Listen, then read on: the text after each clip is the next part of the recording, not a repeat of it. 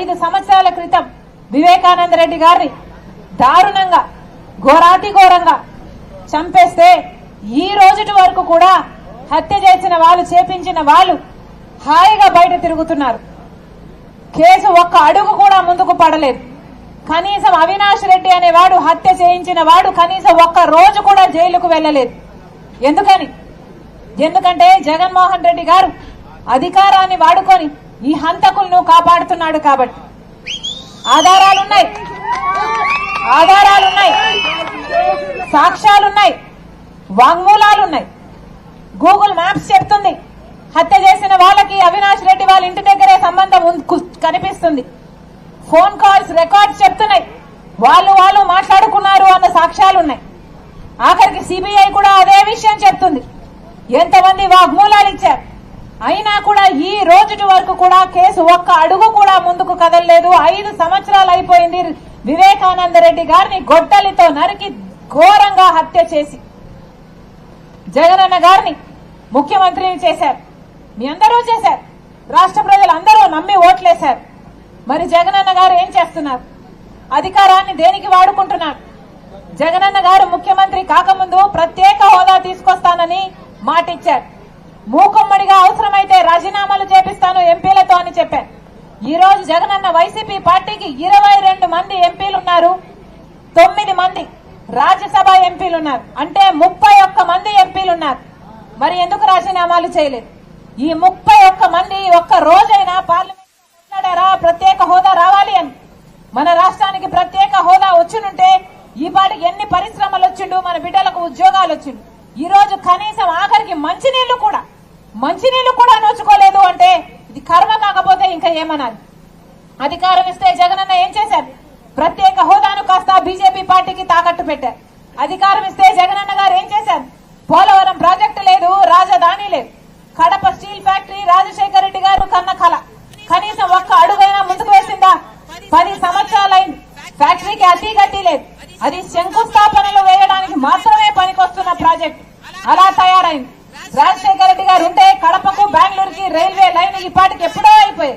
పోనీ అదైనా అయిందా అంటే అది కాలేదు. అవినాష్ రెడ్డి ఇక్కడ ఎంపీగా ఉన్నాడు 5 సంవత్సరాలుగా. మరి ఏం చేసినట్టు?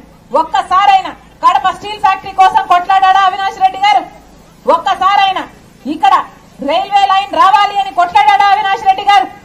కనీసం మీకు మంచినీళ్లు లేకపోతే మంచినీళ్ళైనా వస్తున్నాయా లేదా అని ఒక్కసారైనా వచ్చి మిమ్మల్ని గమనించాడా? మరి ఇలాంటి వాళ్ళగా ఓట్లేయాలి? హంతకులు నిలబెట్టింది ఈ రోజు వైసీపీ పార్టీ. జగన్మోహన్ రెడ్డి గారు అన్ని సాక్ష్యాలు అవినాష్ దిక్కు వేలు చూపిస్తున్నా ఎంత అహంకారం కాకపోతే మళ్లీ ఒక హంతకునికే టికెట్ ఇస్తాడు జగన్మోహన్ రెడ్డి గారు. ఏమనాల దీన్ని? వివేకానంద రెడ్డి రాజశేఖర రెడ్డి గారి తమ్ముడు కాదా?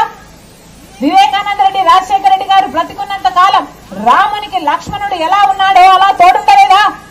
వివేకానంద రెడ్డి ఈ ప్రజలకు సేవ చేయలేదా? వివేకానంద రెడ్డి దగ్గరికి ఎవరైనా ప్రజలు నాకు సమస్య ఉంది అని చెప్తే వివేకానంద రెడ్డి ఆ మనుషుల్ని తన కారులోనే కూర్చోబెట్టుకుని ఆఫీసర్ల వరకు తీసుకువెళ్లి ఆ పనులు పరిష్కరించిన నాయకుడు కాదా వివేకానంద రెడ్డి? వివేకానంద రెడ్డి అంత నమ్మకంగా ఈ ప్రజలకు సేవ చేస్తే ఆయన గొడ్డలితో ఘోరాతి ఘోరంగా 5 సంవత్సరాల కింద హత్య చేస్తే ఈ రోజు వరకు కూడా శిక్ష పడట్లేదు అంటే దానికి కారణం జగనన్న అధికారాన్ని వాడుకొని ఆ హంతకులను కాపాడుతున్నాడు కాబట్టి. మళ్ళీ అదే హంతకులకి ఈ రోజు మళ్ళీ జగన్మోహన్ రెడ్డి గారు ఎంపీ టికెట్ ఇచ్చారు. అది తట్టుకోలేకనే ఈ రోజు రాజశేఖర రెడ్డి బిడ్డ ఎంపీగా పోటీ చేస్తుంది. అవినాష్ రెడ్డి మీద, వైసీపీ మీద కాంగ్రెస్ పార్టీ తరఫున రాజశేఖర రెడ్డి బిడ్డ పోటీ చేస్తుంది. మీ రాజశేఖర రెడ్డి బిడ్డ, ఈ కడప గడ్డ మీద పుట్టిన బిడ్డను మీరు ఆశీర్వదించండి. ఈ రాజశేఖర రెడ్డి బిడ్డ మీ బిడ్డ అవుతుంది. ఎలాగైతే రాజశేఖర రెడ్డి గారు మీకు అండగా నిలబడ్డారు, ఎలాగైతే వివేకానంద రెడ్డి గారు మీకు సహాయపడ్డారు, మీ రాజశేఖర రెడ్డి బిడ్డ మీ బిడ్డ అవుతుంది, మీ బలం అవుతుంది. మీరు ఆశీర్వదించండి, హస్తం గుర్తు మీద ఓటేయండి, రాజశేఖర రెడ్డి బిడ్డను మీగా చేసుకోండి.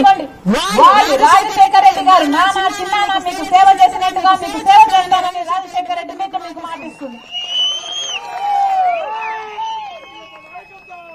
ఎమ్మెల్యే అభ్యర్థిగా కాంగ్రెస్ పార్టీ తరఫున మన జ్యోతమ్మ నిలబడుతుంది.